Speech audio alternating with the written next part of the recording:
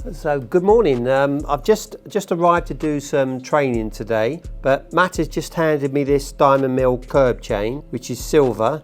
It's broken, and I'm going to do a quick demo on the Onyx, and here we go.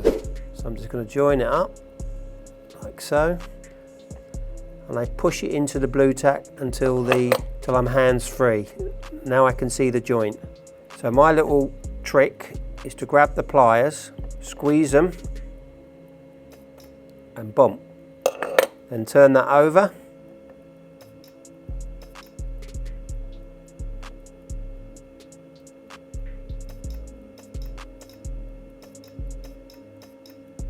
and you can play with that as much as you like, and that's it.